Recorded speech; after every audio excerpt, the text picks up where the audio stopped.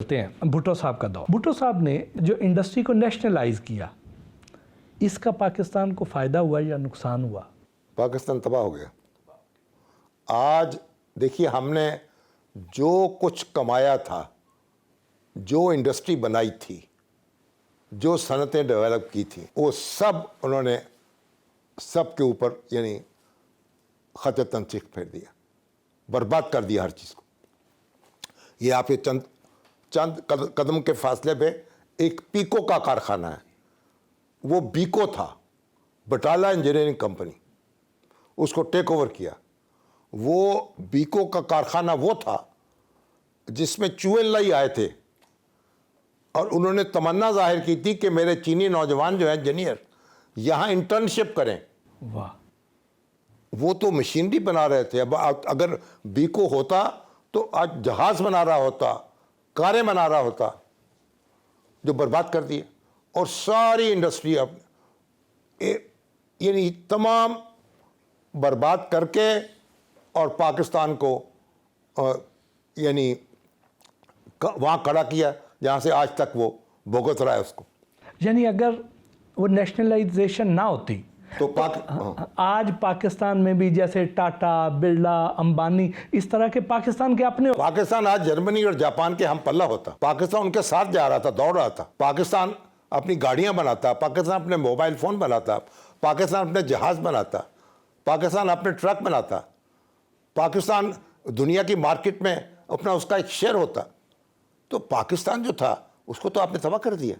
C M لطیف جس نے بٹالہ بیکو والے, تو وہ بعد میں پاکستان سے دل برداشتہ ہو کے چلے گئے. نہیں, وہ یہیں رہے.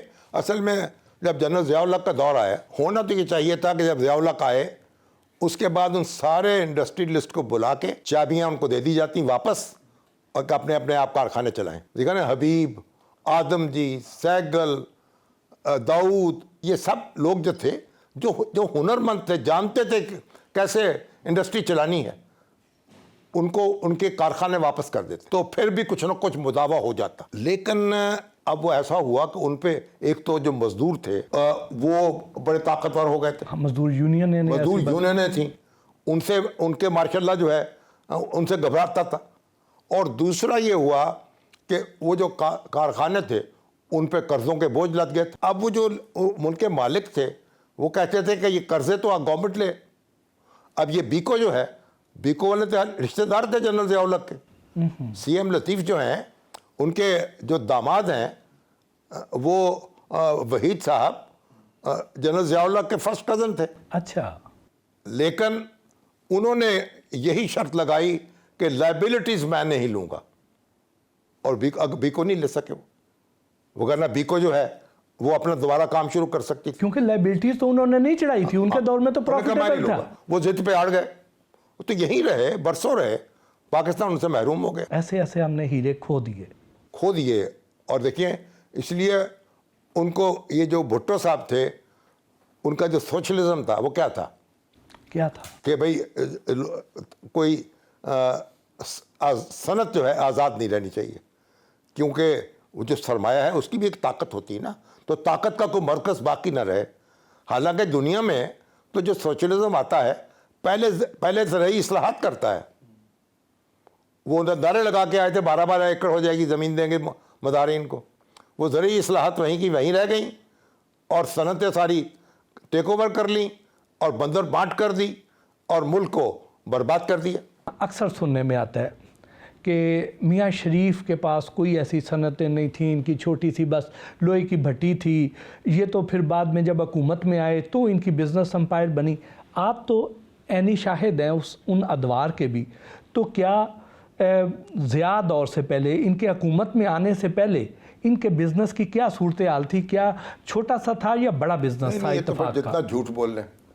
اب بیکو کے بعد دوسرا بڑا وہ تھا ان کا کارخانہ اتفاق فاؤنڈری. بیکو کے بعد دوسرا بڑا پاکستان کا؟ ہاں جی. اور یہ کون سا دور تھا؟ یہ ایوب کا دور ہے. ایوب دور ہے. اس وقت ان میں سے کوئی حکومت میں نہیں تھا. نہیں.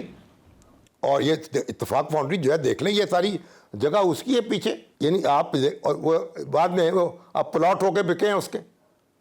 اسی پیکو کے ساتھ ہی اتفاق فاؤنڈری بھی ہے, اور بہت بڑا کاروبار تھا ان کا, اور بہت یعنی بنا رہے تھے وہ اپنا انجن بنا رہے تھے اور یہ زرعی آلات بنا رہے تھے. اور اس وقت ان کی یہ جو کوٹھیاں ہیں اتفاق برادرز کی 6 کوٹھیاں ہیں میرے خیال اس وقت کی بنی, ایوب کے دور کی بنی ہوئی ہیں.